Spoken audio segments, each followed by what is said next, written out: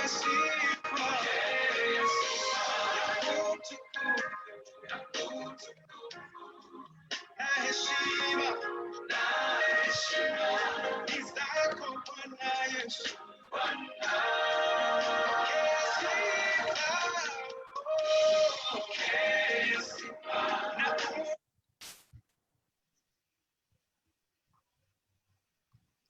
I share your screen on my wall?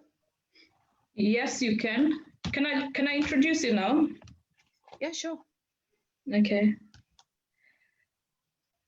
Welcome to another episode of African Women Empowerment Network. We apologize, we are slightly delayed. We've had a bit of network issues.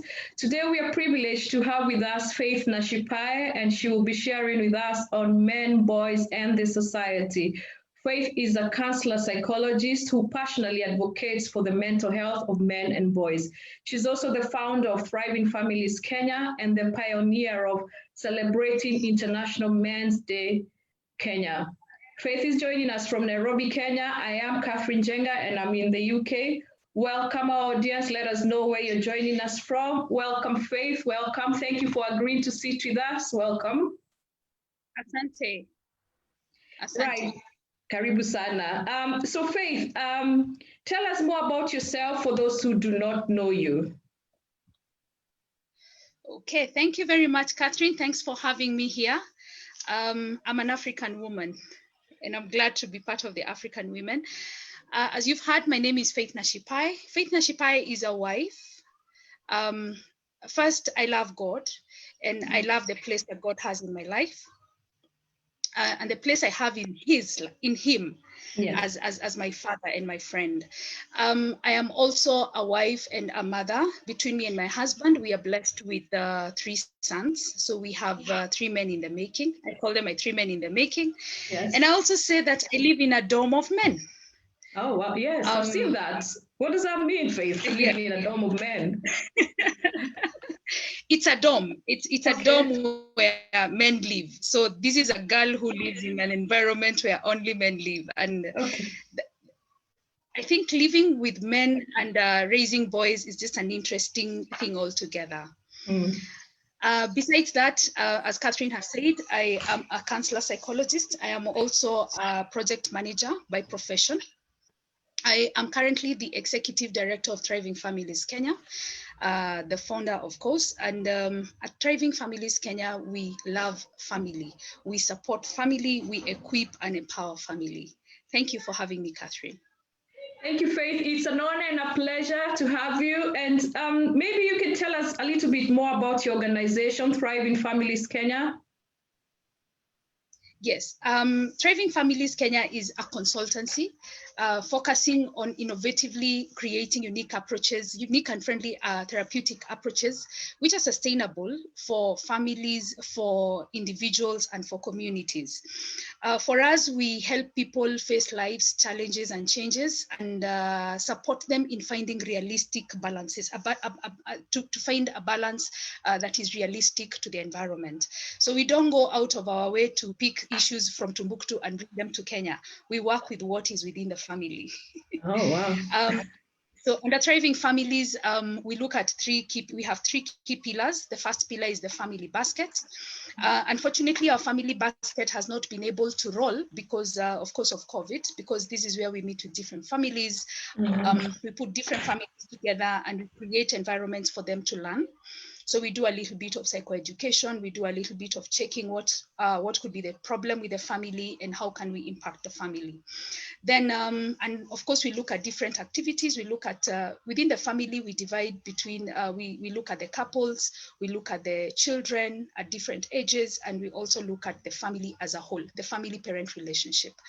Then when it comes to the second pillar, it is one of our big pillars, and that is mental health.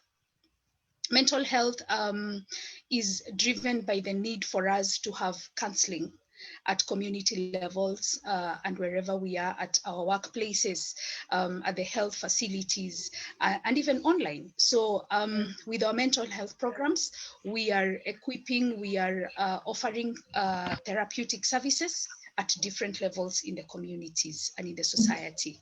Then we have our third and currently the largest pillar that and the one that is really active, and that is the men and boys inclusivity pillar. With the men and boys inclusivity pillar, we happen to be partners with the State Department of Gender, the Ministry of Public Service and Gender in Kenya. And our role as partners is to bring men on board, or rather to engage men in gender equality. So people, it is not all lost in Kenya. I know people hear gender and they think it is women. Yeah. It's very interesting that you say. Yeah, you say that engagement in gender equality, and I'm wondering what does that? What do you mean by that, Faith? What does that? We actually talk about. What that means is that we have a lot of discriminative approaches to men right now. What do I mean? We have so many things that are being done and men are being left out. In the name of men are already there, we are empowering the woman. We have really come up and we've come a long way. And coming from a Maasai community, I understand the plight of the woman and the girl child. Yes, I do. I still say that we are not where we really need to be. But again, I say, if we continue with this trajectory of just supporting women and girl child alone and forgetting about the man and the boy child, then we do not have anything called gender here. Why? Because our policies and our laws are only going to support one type of gender. So we don't have equality per se. We are going to again create and I like using the seesaw analog, where in the 80s and the 70s we had the woman exposed up there, and I want you to look at a seesaw where two children are playing, a boy and a girl, and the boy's side, that back in the days the boy's side was weighty, so he was right on the ground. And the girl was up there exposed. Why? Because she didn't have enough weight on her side. Patriarchy had taken over and everything was not happening for her. Okay. Now, we've come a long way as women internationally. And the problem is that now the weight is going the wrong direction. We don't have a balance. At the end of the day, the game is beautiful when we balance, but we don't have a balance. The man is getting exposed, the boy is getting exposed. So we need to hit a balance for us to talk about equality. And for us to talk about equality for thriving families, we say include men. So we talk about men and boys inclusivity. No, that's really good. Thank you to our audience for joining us. Actually, Faith, I loved, I told you one of the reasons why I was interested in having that conversation with you is because you fight for you advocate for men and boys, and you also fight for thriving families. And I have one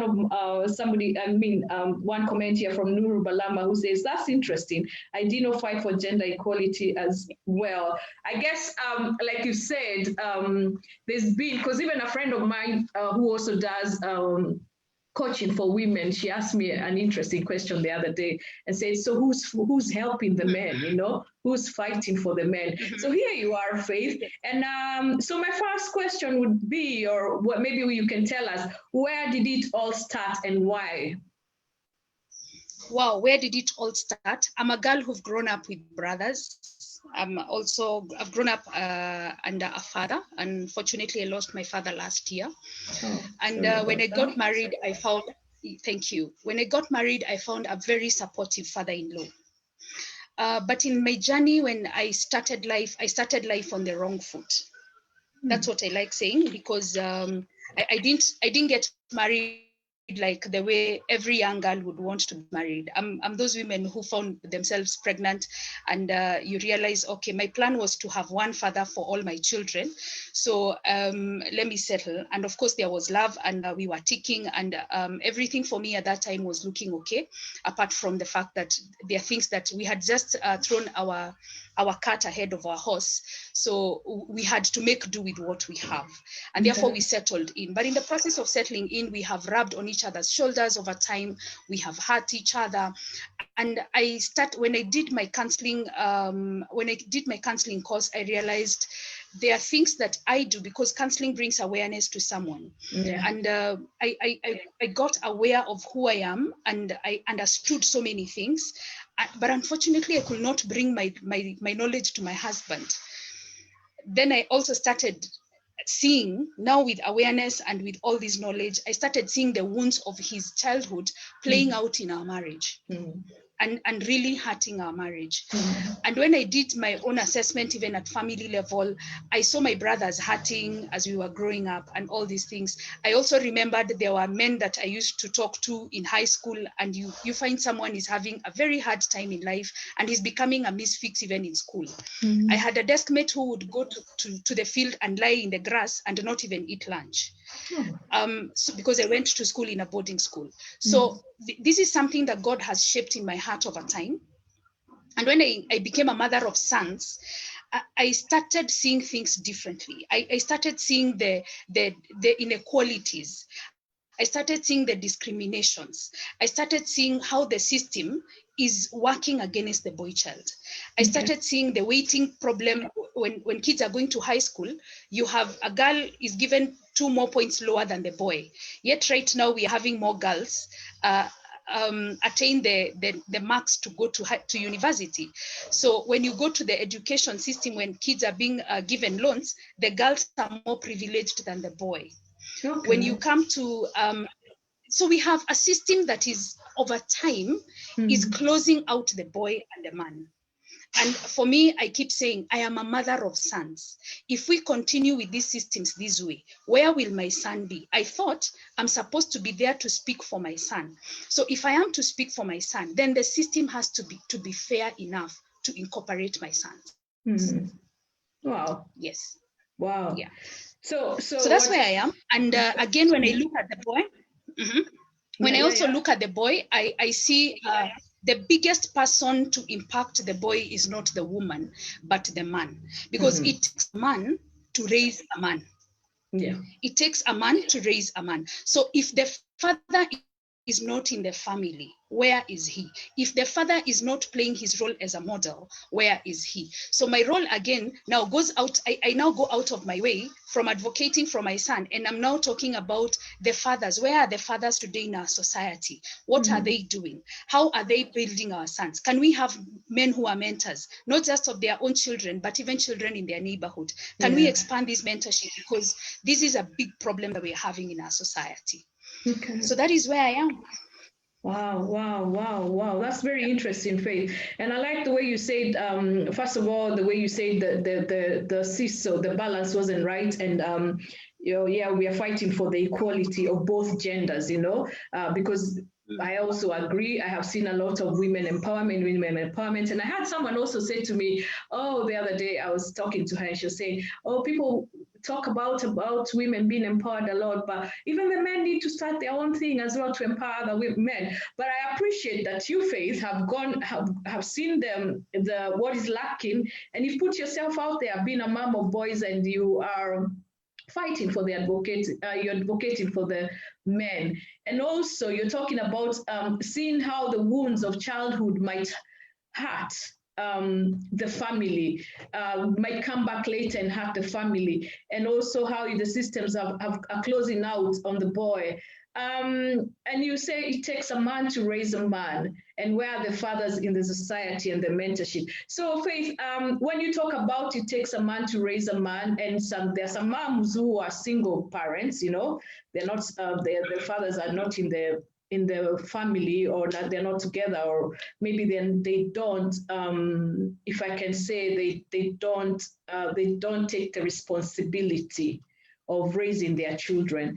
But you're also saying that the society needs to mentor these boys. Maybe you can tell us more about that and what your organization is doing about that. So we have a lot of, and especially right now in Kenya, we have a rise in single parenthood, where we have mothers, we have more women who are raising their children as single parents. And I think it's also the world over. I don't know whether it's happening that way in England. But you realize that when you look at the statistics, there's a lady who was giving me statistics about the prison some time back. And she was telling me that when they did some statistics in prison, they realized that most of the young boys, and that is more like the 75% of the male population in the prisons in Kenya, are young people. That means 35 and below, 35 to 18. So we're talking of a whole 75 population, and most of them are from single parent families. So when I say that it takes a man to raise a man, the space of a father, or the place, or the image, and the work, and the God's design of a man being in the family cannot be ignored. And I keep encouraging women that when you notice that you're having, or when you're in this relationship that is a single parent relationship, and you're having sons, identify responsible. Please underline responsible. Yeah. Responsible and men of integrity. Again, I say underline integrity, to walk with your children if they're sons. Okay. It can be a family member, it can be the grandfather, it can be one of your brothers, it can be one of your good uncles, it can be a church member, it can be someone in the community who can just be that person, that point person that your son can just walk with for a certain period of time. Because what a father brings is something totally different from what I bring on the table when it comes to raising my son. Yeah. The support that I bring, the identity that I bring cannot, the identity that the father brings in the life of a child cannot be matched. And that is why you find that many children and many youths in their 18 to 20, or all the way to 22, or even girls who grew up in a single mother family, they are always looking for the father. They're always, somehow they're looking for the father. Somehow they're trying to find out, who is my father? Even when they don't ask the mother, or when the mother cheats them, they're still trying to look at, who was my father? What is this identity? I think it's important for us to be kind enough as women. And I say, some of the relationships that led to single parenthood are not things you want to look back and smile about. In fact, the incident that probably led to that breakup was not something that you want to talk about. But I keep telling women, heal over that wound. Allow yourself to heal over that pain. Then after you have healed over that pain, be true to yourself and to your child. Because in the whole world, that child can never have another person to call a father, and they can never have another person to call a mother.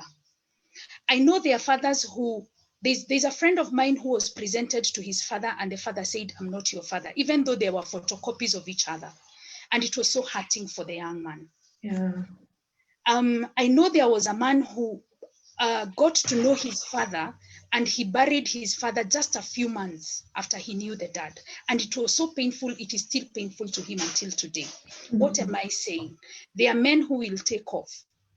Be candid with your child and tell them, your father took off, but this was his name.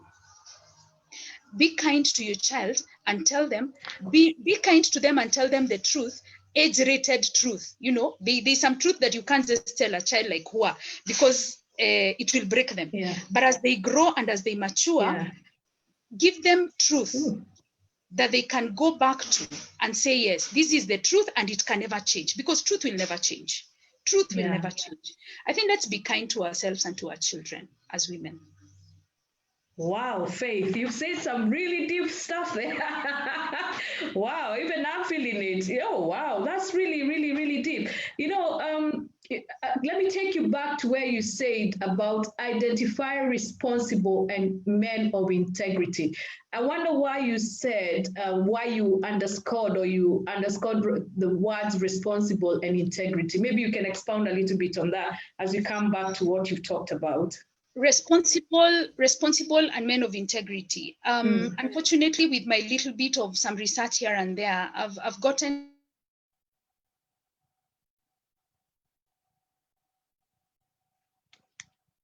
hopefully Faith will be back. Sorry, you've frozen. Sorry, yes, sorry. Yeah. So if we are having incest in the family where a father is sleeping with the children, or the mother is sleeping with the children, the idea of having someone else come and support your children, where we have a lot of defilements also happening to the boy child. We have boys who are being sodomized left, right, and center in the country. We need, that is why for me, I say we need someone of integrity. Yeah. 1, 2,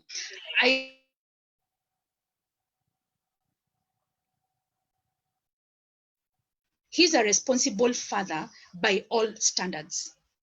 He's available. He has something that he can give. You see, you cannot mentor what you do not have. You cannot give what you do not have. So I don't want to align my son to a failure. Yes, I don't want to align my son to a failure. I also don't want to align my son to someone who's scrupulous, and that is where integrity comes in. Yes. Wow. You're talking some hard truths there. That's true, and it's quite sad about the incest thing. Because I was talking to someone else a few weeks ago. Well, I mean, a few months ago, and we're talking about how this type of things happen in families, and because we, the African family, have been families, we go under the notion of what happens in the house stays in the house, and there are quite some toxic things that happen in the home, and nobody's talking about them, you know. Really sad.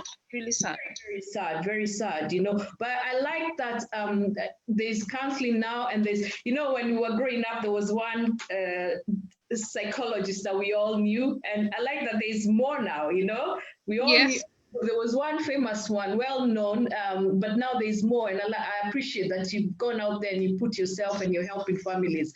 Thank you. You're welcome. And I like what you said about what a father brings is different. What a father brings is different. I see you frozen. Are you with us, Faith?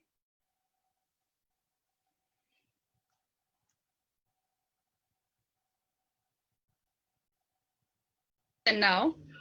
Okay. There's a question.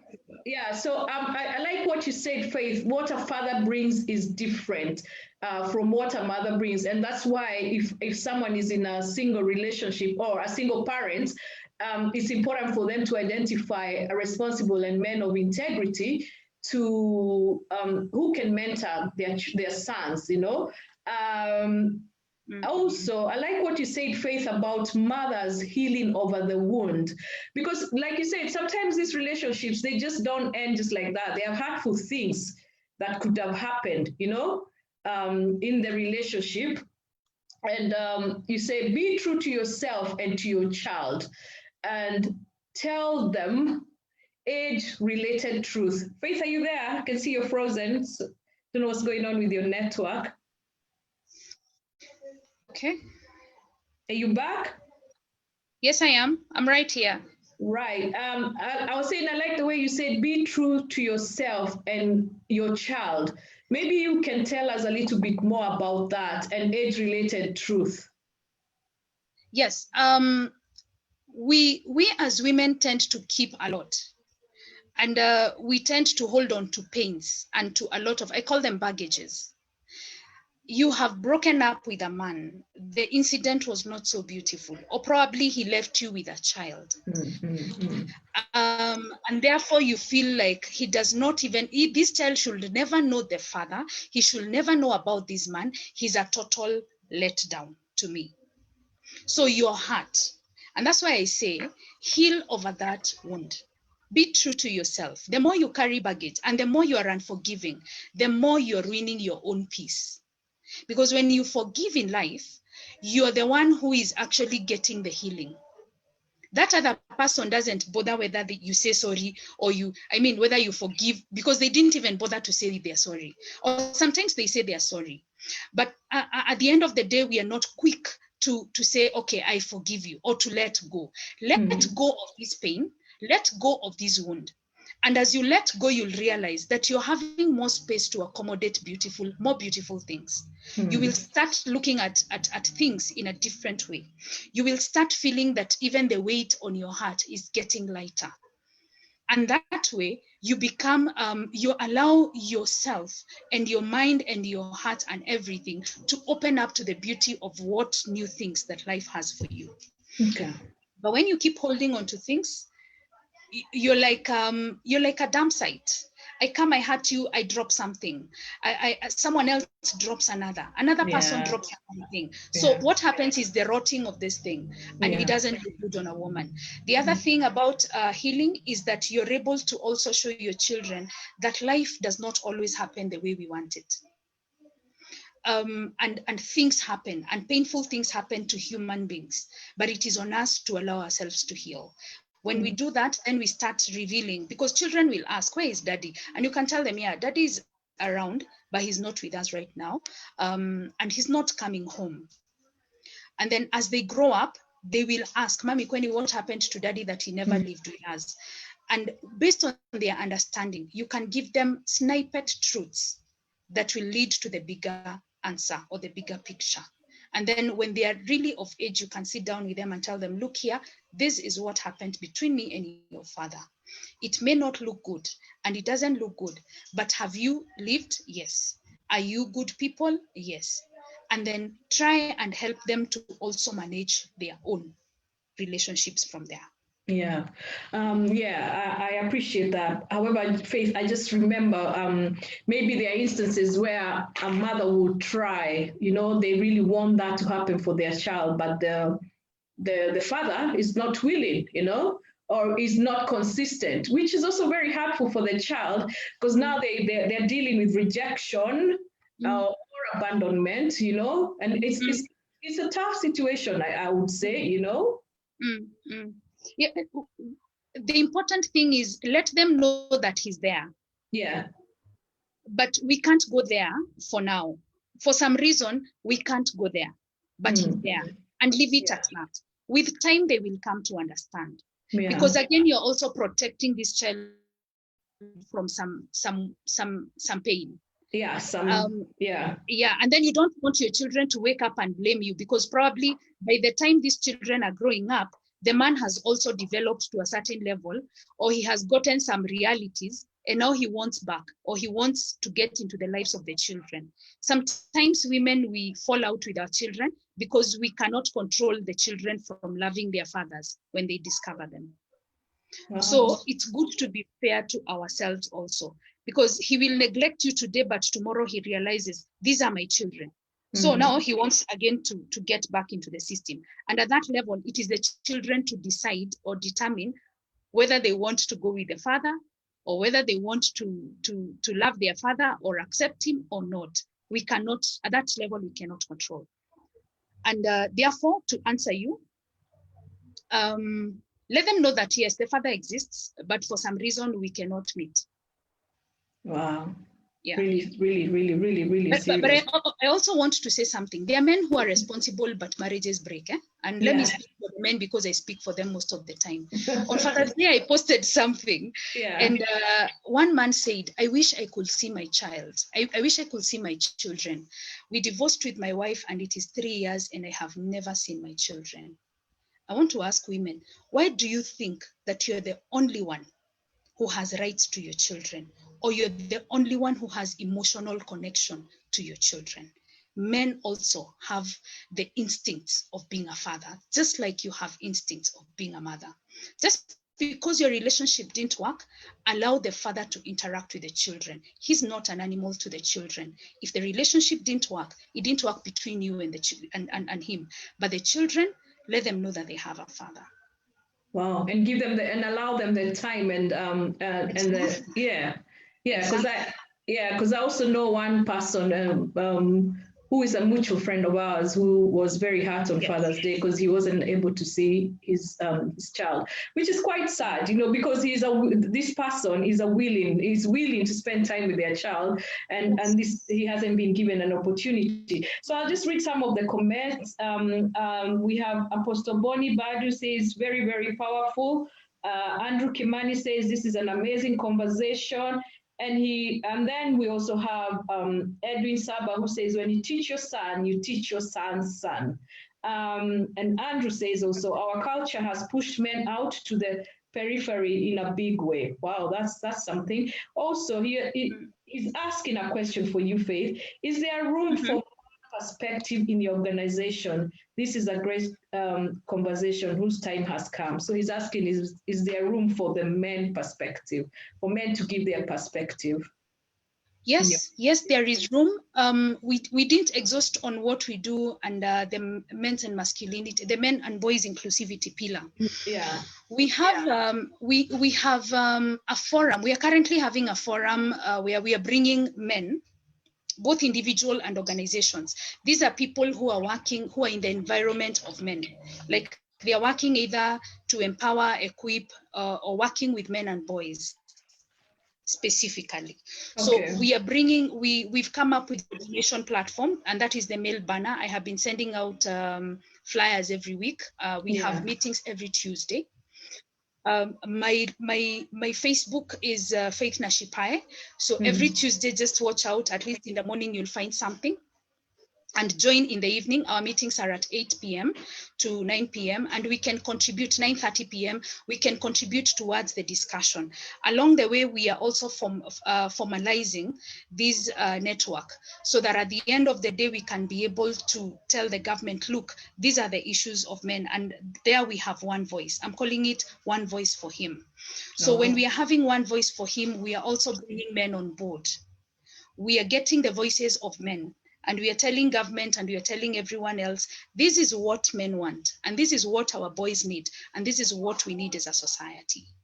Okay. Then we also have something that we call ManSpace. ManSpace is a beautiful, beautiful product under Thriving Families. It came out of a research where we talked to men and they told us, we don't have spaces where we can talk. Wow. And so we came up with the ManSpace. This is a platform where we say every man's speech is special. Every man's speech is special. So we allow men to say what they have to say and feel free, and we reach out to men at their most comfortable environments. Again, this was disrupted by COVID, but we are doing something. Very soon, ManSpace will be online. Wow, that's really, so yes, really we engage men. Yeah. So, Andrew, I hope your question has been answered. I like what you said. We'll come back to something very important I must highlight so that I don't forget. You talked about the wounds of men in childhood. However, let's talk about ManSpace, because I'm a believer in a space where, because I think in our community, you find that men have been raised not to talk and they don't talk. They don't talk much, you know? So when you have ManSpace, what is going on in ManSpace? What are they talking about?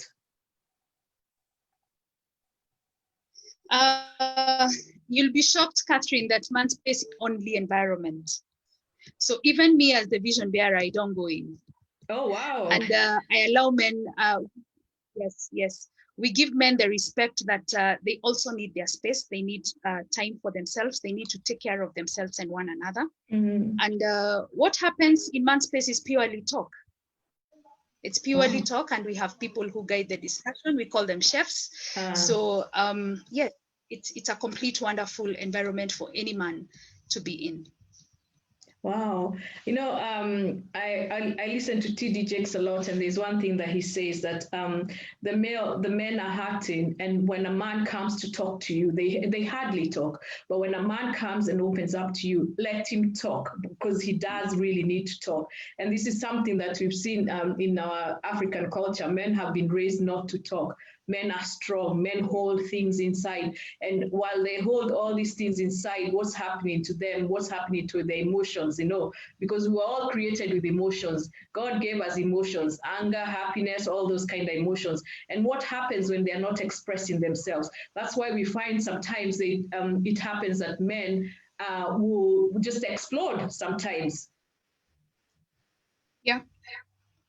They will explode, they will get violent, they will walk away and trying to find some space of sorting out the language of men, they'll cave in, they don't want to talk, they will find other ways of solving their issues. Maybe it is the wife that is bringing them problems. So they will go and find maybe a beer somewhere and find a corner in the pub and just keep off everyone.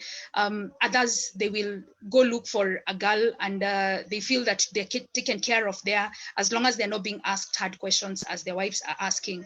So yes, there's so many ways that men express themselves. And sometimes a man will come and say, I want to talk. But when he talks, you want to go and talk about his business out there. And that breaks a man because he doesn't believe that his issues should be discussed out there. Yeah, and I don't think any human being wants their issues to be discussed. That's something that people need to learn. Keep your business to yourselves, keep your home business to yourselves. Because if I give you my business, keep it confidential. Yeah, that's the thing. That's the thing. Yeah. And also as people, we need to learn who's for you and who's not for you. Because I always say that there's some people who will want to know your business, which has become is probably sometimes a weakness, and then they'll use it against you, Exactly. And when a man shouts, when a man shouts, let's listen to him. Men are shouting, they're saying what they're saying. Someone will come on social media and say depression is real. I was able to pick a friend who was going through depression. We had not talked for about 6 years before that. And I just saw something pop up on his wall and he was saying depression is real. And I went to his messenger and I asked him, hey boss, in a long time, have you been? I've been fine.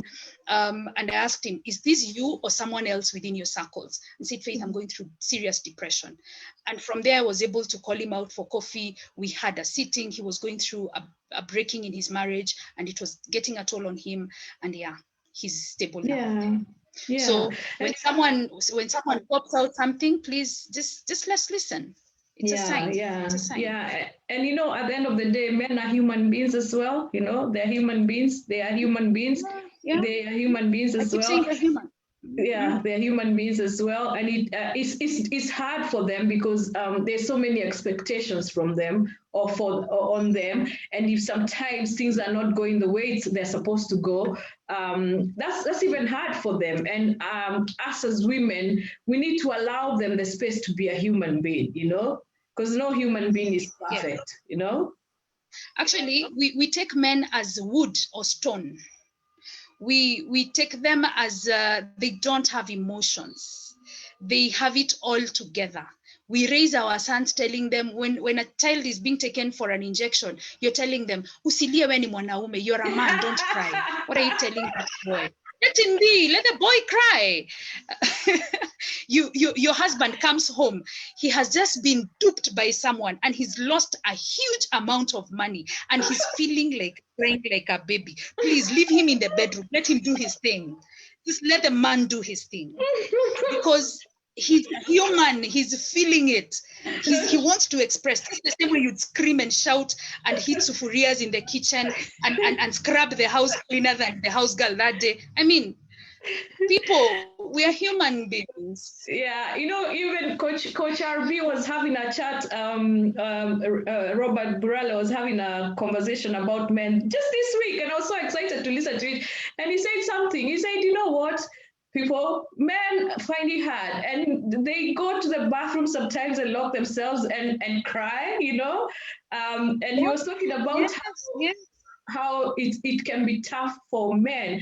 And anyway, so like you're saying, let them be human beings as well. I want to take you back to where you said wounds of childhood, which you've touched on something about how we raise our boys to be men and not to cry and not to express their emotions. Maybe you can expand about a little bit about the wounds of childhood. Being a counselor, I know you've seen how they affect families, Let me start by saying, highlighting domestic violence. We have a big problem, huge problem at the family level. And I keep saying, until we understand that our problems in the society are emanating from the family, we'll keep looking for programs and projects to fix our issues. We'll keep looking for development until we understand that the basic material for our society is you, the family unit. And therefore, you have to make sure that the concoction that you're using to formulate this material is the right concoction. Then we'll still have a problem come years, many years and centuries to come. And we'll continue. You know the way the Bible says in the book of Ecclesiastes that God created us so simple, but we complicate ourselves. Wow. We'll keep complicating ourselves. We'll keep having problems and we'll keep trying to solve problems, but we are the problem ourselves. Now, at the family level, man and woman fight. Today, we are having women who are fighting men, but they are screaming. So the sister is busy battering the man. And because the man is a man, he can't shout. He's been taught not to cry, so he can't shout. And as she's beating the man, she's shouting. So when neighbors come for the rescue, yes. When the neighbors come from the rescue, they are coming to an environment where they are thinking that the woman is being killed, but actually the man is the one who's being battered. What? I posted something on my wall the other day, and it was a sad story where a man has been burnt by a wife in the morning when he arrives home, simply because he slept out. Then after he's being burnt, he's put in the bedroom. He's not taken to hospital. So the colleagues are the ones who are looking for this guy, and they're like, okay, we've not seen this guy for a day or something. So they decided, let's go check on him, only to find him in his bedroom, and he has all these burns. They took him to hospital, was arrested, and you won't believe it. And I keep telling women, listen to your man. These people love you. That's the reality of things. The bottom line of a man is that if he loves you, he loves you. Now, this man was, he's from hospital. He sneaks into prison, into the police station to bring food for his wife who burnt him. Okay. Then his mother interjected that he does not pay bail for the woman to leave the police station. Now, honestly, who is doing who wrong? Wow. Let's go to Nyeri. We still have men who are losing their manhood. A woman decides that she's going to chop it off. Then after a few days, she realizes that she's done the wrong thing and she starts crying. How do you cry over spilt milk? You've beaten a man in front of his sons. What do you expect these sons to do when they grow up? They will become timid and they are going to be beaten by their own women because they saw it happen in their family and the father could not beat their wife. Or they become animals to their women. They decide, sisi ni wanaume hatuwezi pigwa, hata kama mzee alipigwa, we are not going to be beaten. So they fight back. Then you wonder, why do we have this culture of fighting? And this time I'm talking about women. I know women, we are beaten. Yes, I know. At the family level, there is so much that we can talk about the woman and domestic violence. There is so much. I see women being killed. And it hurts me, it breaks me. Why? Because this is as a result of a man who's having inner wounds. This is a man who saw his father beat his mother blue and black. So we have to sit down and tell ourselves that those things that we are doing at the family level, we are actually setting up a stage for our generations. Look at yourself generationally. And I keep challenging men when I talk to them and I tell them, whatever you're doing around your family today, look at yourself as a godfather and ask yourself, what did I pass down to my generation? And please know, children do not learn from the instructions. Even David said, example is better than instruction. That is in the book of Psalms. Example is better than instruction. So you don't sit back and expect that your words are going to be taken, but when you're drinking wine and coming home staggering, your sons are not learning from you. They're definitely learning from you. If you're there and you're constantly on your phone when you come home and your wife is the one who's running around the house and everything, don't expect that your sons are going to do anything different. When they become of age, they're also going to take the tablets in the house or the remote and lie on the couch. And you will have nothing to say to that boy because that is what you have taught him to do. So I want to challenge every man out there. Can you be the example that you want to see your son become? Because you're the core teacher, you're the primary teacher of your children. And this menace that I've heard about parents saying ati watoto wanakula sana warudi shule, oh COVID, oh nini. My friends, you have been given an opportunity by God He has just stopped the world for us to fix families. That is, for me, I'm taking COVID as a very positive thing. This lockdown is very positive. We have been given a godly opportunity to fix our families and our marriages, to fix those relationships that were not working within families. Because earlier on, kila mtu alikuwa na njia yake. Ukiingia hapa, mwingine ni basi. We were looking like, sorry, I'm talking to an international community and I'm talking Swahili. Because you're passionate about it. One gets... Yes. So we have to understand our times. We have to read and interpret our times very well. Maximize on the remaining 3 months. Stop complaining about your kids eating. If there were no schools or you were homeschooling, wouldn't they eat the maths that they are eating even today? Why were you giving birth to all those children if you're not planning to feed them? Are you not paying school fees? So that money that you're supposed to pay school fees, why can't you translate it to feeding your children and making your home environment so comfortable? I think we need to be serious about family. We've just forgotten about this family environment. We have disrupted it and it is wrong. That is what is failing our societies and our communities. Wow. Wow. Wow, very passionate about it, Faith, about the families, and I like that. I want to take you back where you said about the men, the children. So, for example, if someone is raising boys and he's a man, and even everyone else, every child will be watching you, and they learn from our actions, you know. And you've talked about generational patterns and us being the godfather. That's something that I always say about somebody at some point has to come up. Of course, there are generational issues, you know.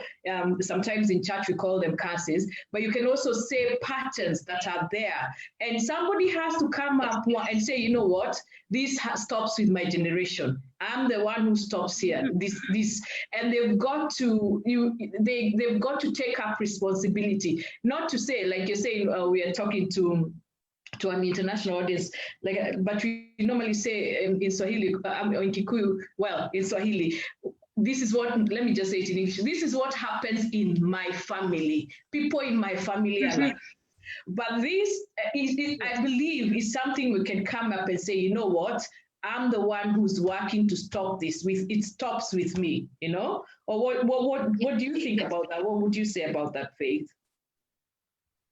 You're very correct, Catherine, because when we decide that, when you get to a place of realization and awareness that this has been happening and it is not the right thing, it's just the same way I'm saying. The idea of having systems that are not working for the boy child stops with me.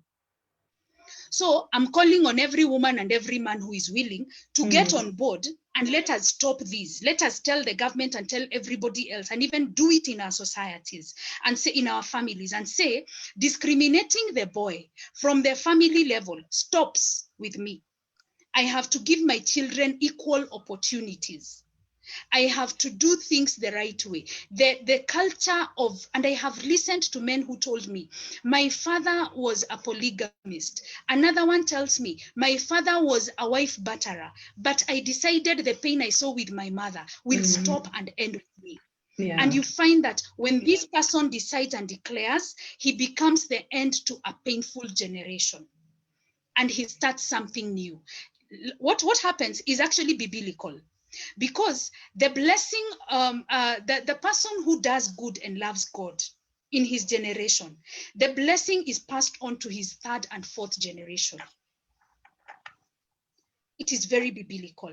When you stop issues of gender-based violence, when you stop issues of FGM in our community, Maasai community, the third and the fourth generation will also stop that. Yeah. And that's why I'm saying, whatever we need to solve in these communities, when we are talking of gender-based violence, it is lying on the man. Men have everything that we need to stop all these things. They are the custodians of our culture. Men are the ones who are holding our resources. Most of the men, much as we are saying, yes, women are getting something on our weekend, women are the ones who are driving big cars in Nairobi today. Yes, it is beautiful. It's a good thing. Sisters, keep doing that. But I keep saying that, yes, the shilling still belongs to this man. I'm not saying that we snatch it from you, but I'm saying if you're the ones who are having this shilling and it is not helping your generations, why then do you have it? If it is not establishing for your families, why should you even have it? If it is not supporting your communities, why should you have the coin? If culture is discriminating on your own daughters, or culture is discriminating on your own sons. Why should you be custodians? Do something about it. Change it. Be the ones to stop this from the culture and tell the sons henceforth, this is what I want you to do. And tell the generations henceforth that are coming, that you're having there. Tell them, moving forward, as the patriots of our communities, this is what we want in our society. Yeah. Because you're looking for a fair society and a fair play for everyone. And I keep telling men, that boy that you're discriminating on and you're beating you're beating him like a snake in your house, when you're telling your daughter, mama, it is okay, mama, pole, mama, don't even repeat that again. You don't punish the girl. You're very soft on the girl. But on the boy, you beat him blue and black. That boy, he'll happen to be the man, and he's going to carry your name. He's going to be the father to your grandchildren. Mm-hmm. And your grandchildren are going to be beaten the same way if he does not decide to change. It is upon him to decide to change. So can you change so that your generations can be secure? Wow. Wow. Wow. I'll need the briefing after this, Faith. We are counselors. We're going to do the debriefing. We're going to debrief each other. Right. So I'll say thank you to our guests. We have a professional support. Yeah, we need one. Yes. Thank you to our audience once again. Today we are joined by Faith Nashipae, a counselor psychologist who advocates for men and boys. I'll read just a few more comments. As Andrew says, brilliant. Men talking is a precious space. And Nuru says, you're so right. COVID is a blessing. Well, I don't know about a blessing, Nuru, if you choose to look at it that way.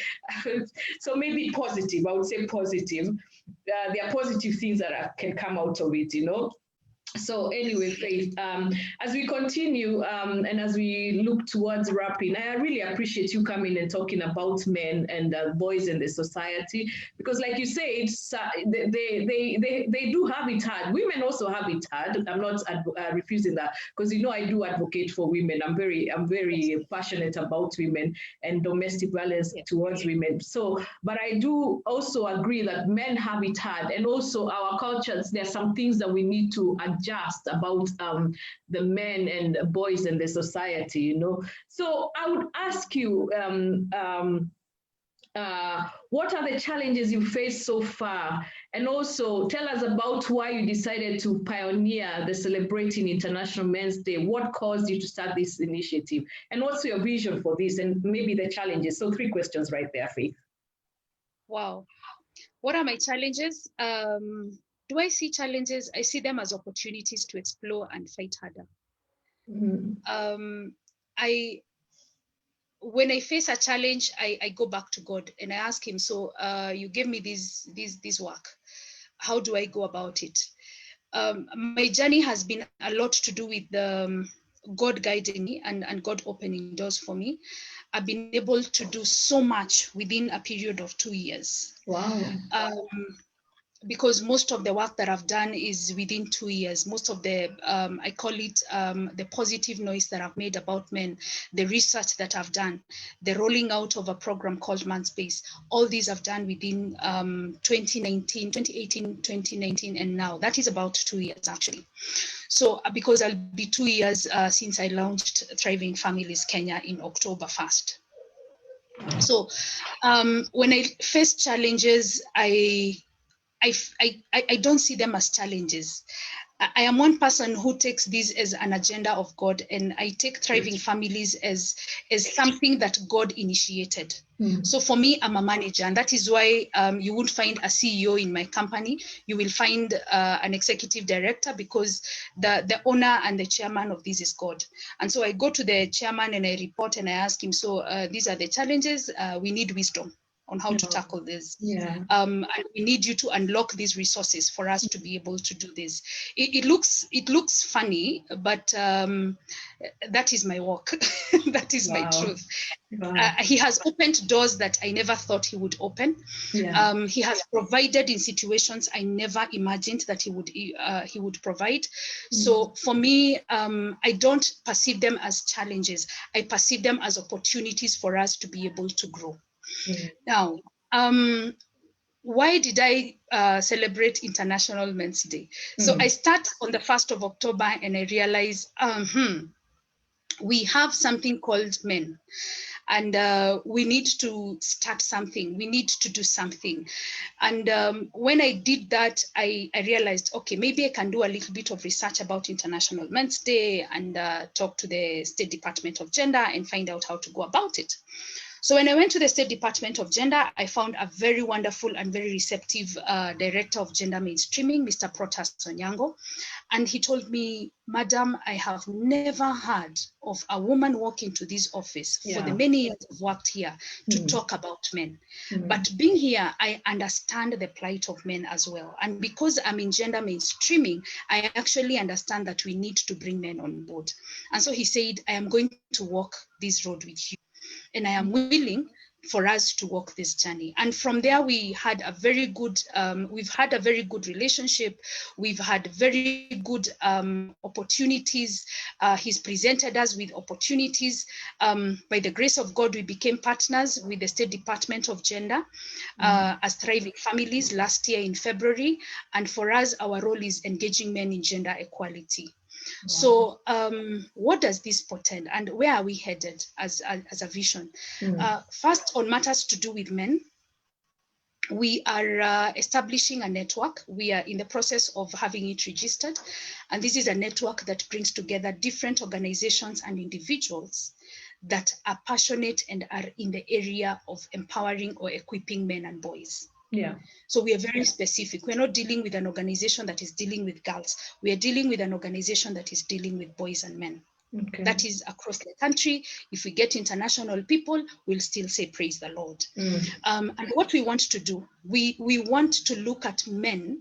We want to look at GBV through men and in men. What do we want to say? What are we saying? Men and boys in gender-based violence. So when we say in, it gives us an opportunity to look at them as both victims and perpetrators. Yeah. Right? Yeah. Then we are also looking at the mental health of men. For me, I keep saying everything is mental. Everything is mental, and along the way, people will understand that everything is mental. And so I like looking at the mental health of men. We are, as a network, the people that we've already formulated the network, we have realized that we have a lot of people who are dealing with the prisons departments, so we are dealing with that. We are also looking at man as a father, or man and the family. Oh. So for us, we are saying, let's equip the man because he's at the right place. When he's a father, he's at the right place. He's at the right place of influence because he can influence the children. He can influence the community. He can influence, and he goes for the BOG in the primary school in his area. He can influence for the chiefs meeting and all that. Yeah. Then we are also saying we want to engage men for gender inclusivity. Okay. Men and boys for gender inclusivity. And through that, we go to the fields, we talk to the boys. We tell them about the laws and how that affects them. We tell them about teenage pregnancies and how it affects them.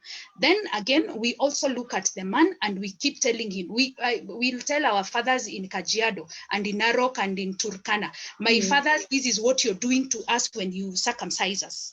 And these are the challenges that we face as your daughters. So if you could change this, that would work for us. So along the way, we are creating opportunities, and we are creating opportunities for dialogues, serious and genuine dialogues, and things that are shameless, because over the time we have been seen as talking about our sexuality as shameless, but it is eating us along the way as women. So can we talk about this shamelessly and with respect, so that we are being heard, and at the same time offer respect to men. Again, we say, let's give men an opportunity to talk. Anywhere I go, may I give men opportunities to talk. Which is good. Like you said, God's anointed you for that, and you're doing a great job. One last thing about, I like what you said. I love everything you're doing, Faith. You're doing quite a lot. I must also highlight this bit where you said about teenage pregnancies and how it affects the boy, because when we grew up, it was all about the girl. Don't get pregnant, and it was your responsibility or someone's responsibility when they got pregnant as a teenager, maybe you had a child before when local young, and the boy is sort of they just they have no responsibility, you know. It's the girl. Katrina, I'll tell you, this is what happens to the boy. Number one, the boy doesn't know that he can impregnate. There's a time I was having a discussion with my sons and I told them, at 11, you are able to become a father. And they were like, Mom, you're not serious. I told them, yes, you are very capable of fathering or starting a child. They were like, no. So I had to pull a video of a young man who had impregnated a house girl. Of course, that was a defilement case because the girl was older than the boy. Yeah. And at that time, he was giving his story when he was, I think, in his 15, and the son was about 4 years. So, and that spoke volumes to my children, because I told you I live in a dome of men. Now, if we are able to talk to our sons and tell them, this is what is going to happen to you as a human being, not as a boy, as a human being, you have emotions.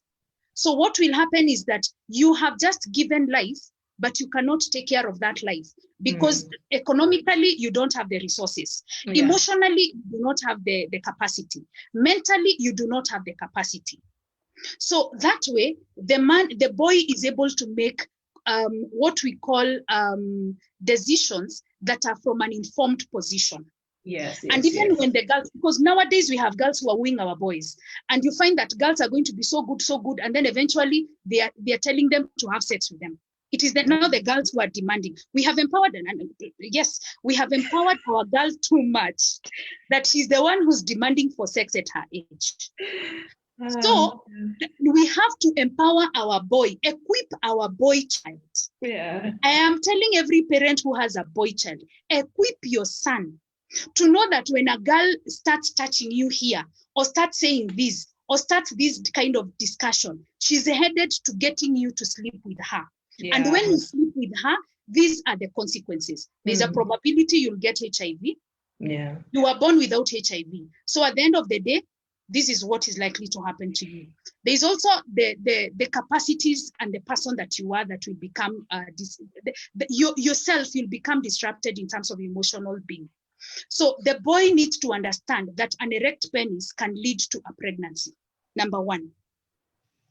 Basic, an erect penis can lead to a pregnancy. Yeah. He needs to understand that. And then you ask him, are you ready to be a father? Hard questions. Hard questions. Do you think that the support that your father gives you can give to someone else? Now, we have boys who have gotten themselves in that situation and they ran away from home into the streets. So sad. So sad. And right now in Nairobi, we have a bulging street family. Street urchins are increasing daily, and this is because the family setup is unbearable for the boy child. So you find that so many of the children in the streets are boys. Can we take care of our sons? These are the seed carriers for the next generation. Yeah. These are the people who will carry your names. These are according to culture. Please note that even though we are talking gender and we are talking everything, culture will always be there with us. Yeah, just the same way the Bible will be with us. Culture will always be with us. So let us be fair to ourselves and to our sons and take care of our sons. Let's not be harsh to them. Yeah. The same way the girl is broken is the same way the boy is broken. He didn't know. He didn't know that he was giving birth. That thing would cause pregnancy. So he runs away. And by the time he comes back, probably life has just happened. He's messed up. He's gone into so many things. When he goes into the streets now, sodomy starts. So how do you help this boy? So I think, or even he starts abusing drugs and substances. So by the time you're noticing that your son is in street X, he's already gone through a whole cycle within a week. You're getting someone who's completely broken and crushed. And reclaiming him is painful. I'm talking now from a psychological perspective. Yeah. Reclaiming this boy and getting him back to his position as your son is painful. So not all our sons will be like the prodigal sons who will come back home. Some will go away. So let's be careful how we talk to them, what we tell them. Let's affirm our boys just as we affirm our girls. Yes. Let's empower our boys just as we empower our girls. Yeah. Let's challenge them just like we challenge our girls. Let's equip them with necessary information on their sexuality and puberty, just like we do our girls. Yeah. Because when you give the boy information and you give him the right kind of background, he's going to tell the girl, I am sorry, my zipper is not going down. Your son will now become the protector of the girl child.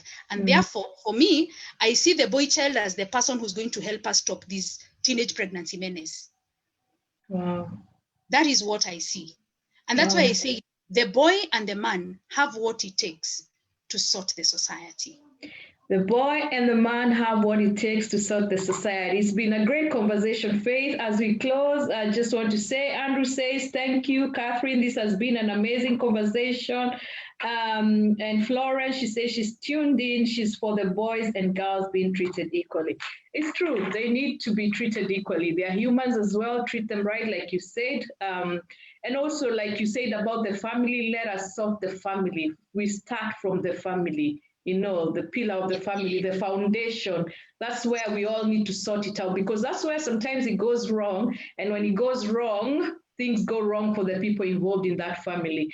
And to have the foundation of God in our family, be the center, you know. Faith, it's been a pleasure. Thank you to our audience. I'm very grateful. Thank you for sitting with us and advocating for the boy, the man, the boy, and how the society affects us. So I just want to say thank you to our audience. Thank you for joining us. Join us next time for another episode of African Women Empowerment, where we believe, I know, Faith, you fight for the boy, but we believe that we empower one woman, we empower a generation, we empower another woman, we empower the nation. And Faith has also said men, boys, also affect how the society go, and they are the key. We are grateful, and thank you once again, our audience. And one thing, Catherine. Yes, sorry. As we end, we need to understand that God created man and woman. Yes. And when he gave authority to the two. At some point, he gave authority to the two. When you look at the book of Genesis chapter 1 from verse 26, you realize the power was given to the two of them. What we need to do is understand who we are and what the role of what God had in mind for the two of us as men and women. And when we understand this and we understand our distinctive roles, we'll be able to work together and to empower one another. We were not created to disintegrate. We were created to work as one, and we were created to complement each other as different genders. So when we understand that way, then we are going to mend our society in the right direction. Otherwise, it has been great. I really appreciate, and I'm honored to be in your forum. Thank you so much. And let's talk about women and how they disadvantage men next time. Thank you, Faith, for the challenge. Wow, that's a serious one. Yeah, one thing, Faith, we didn't talk about, how can people get in touch with you, those who'd like to get in touch with you? Oh, yes. I have my lines. First, my Facebook page is Faith Nashipae. I also have another Facebook page at Thriving Families Kenya. My website is www.thrivingfamilies.co.ke. My number is 0703. So it's +254 +254 0703. Okay, 0703, yes. 677. 677. 677, yeah. Yes, 757. 757. Okay. Yes, that happens to be my office line. Okay, so I'll put those after the episode. Thank you, Faith. It's been a pleasure, and thank you to our audience. Alice Mutio says, wow, Faith, what are you doing? What you're doing is very impactful. Keep this wonderful work going. Thank you, our audience. Until next time, join us for another episode of African Women Empowerment Network. It's been a pleasure. Asante sana. Karibu sana.